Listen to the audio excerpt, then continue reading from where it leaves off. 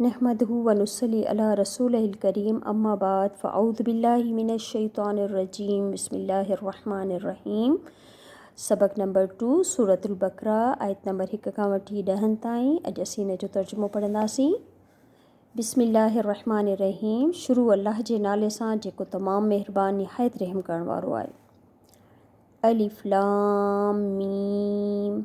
अलिफ लाम मीम अलॻि अलॻि करे पढ़ण वारा लफ़्ज़। इन्हनि जो मतिलबु सिर्फ़ु अल्लाह सुब्हानहु ताला खां ॿिए कंहिंखे बि न आहे ख़बर। हरूफ़े मुक़त्तिआत चइबो आहे इन्हनि खे।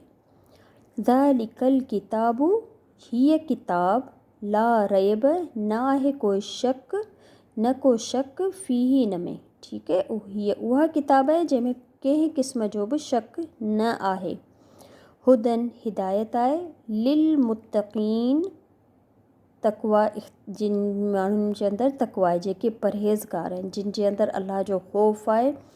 मुत्तक़ी इलाही वसी वर्ड आहे, यानी जे उहे परहेज़गार माण्हू जिन अल्लाह जे ख़ौफ़ जे करे गुनाहनि खे छॾे ॾिनो। त हिदायत आहे अहिड़नि माण्हुनि जे लाइ।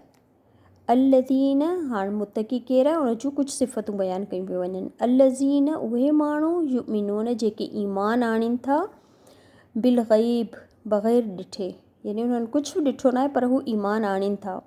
व युक़ीमून सलात ऐं उहे क़ाइमु कनि था नमाज़। व मिम्मा ऐं उन मां रज़क़नाहुम रिस्क ॾिनो असां उन्हनि खे यूंफ़िक़ून उहे ख़र्च कनि था।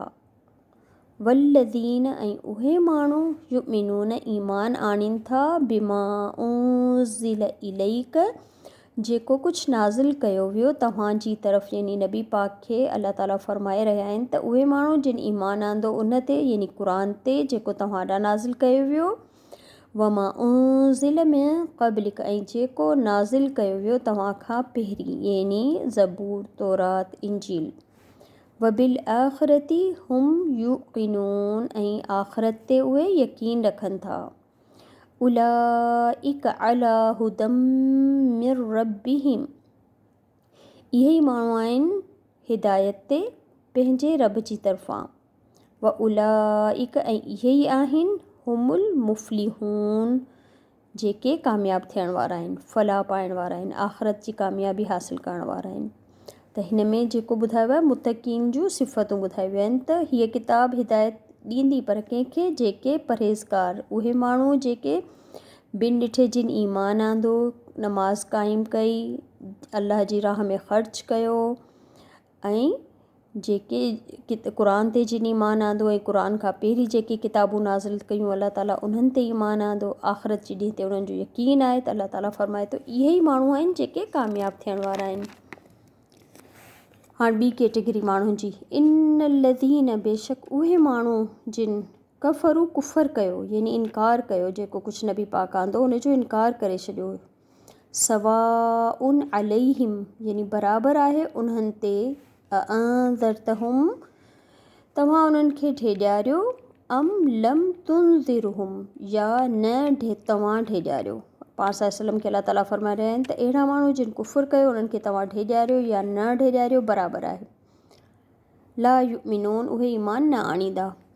ख़तम अल्लाह मोहर हणी छॾी अल्लाह, यानी ठपो हणी छॾियो, ख़तमु करे, ख़तम अल्लाह मोहर कंहिं शइ ते जे मोहर हणी छॾिबी आहे लिफ़ाफ़े खे, लिफ़ाफ़ो बिल्कुलु बंदि। त अल्लाह ताला मोहर हणी छॾी अला क़ुलूबिहिम व अला समइहिम उन्हनि जी दिलनि ते ऐं उन्हनि जी समाअतुनि ते।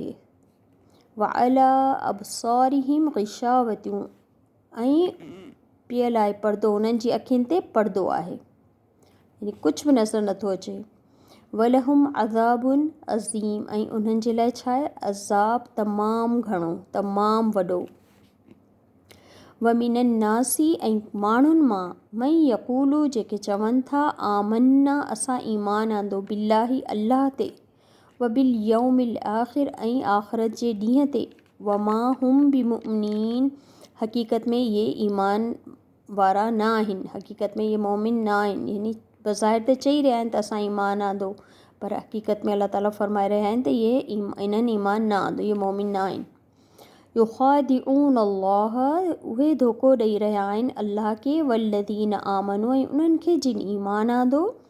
वमा यख़दऊन न पर हू धोखो ॾेई रहिया आहिनि इल्ला अंफुसहुम मगर पंहिंजे पाण खे वमा यशुरून ऐं इहो उन्हनि खे सम्झ ई कोन्हे इन ॻाल्हि जी त हू अल्लाह ऐं ईमान वारनि जे बदिरां पंहिंजो पाण खे ई धोखो ॾेई रहिया आहिनि फ़ी क़ुलूबिहिम मरदुम फ़ज़ादहुमुल्लाहु मरदा इन्हनि जे दिलनि में बीमारी आहे मर्ज़ आहे निफ़ाक़ जो त वधाए छॾियो इन्हनि खे अल्लाह उन बीमारी में कहिड़ी बीमारी निफ़ाक़ जी बीमारी जेका उन्हनि जी दिलि में आहे वलहुम अज़ाबुन अलीमुम बिमा कानू यकदिबून वलहुम ऐं उन्हनि जे लाइ अज़ाब आहे ॾुख वारो दर्दनाक बवजह उन जे जो हुआ उहे कूड़ ॻाल्हाईंदा कहिड़ो कूड़ ॻाल्हायो मोमिननि सां मिली चवंदा हुआ त असां मुस्लमान आहियूं पर बज़ाहिर उहे मुस्लमान न हूंदा हुआ त उन जे सज़ा उन्हनि जे लाइ छा हूंदी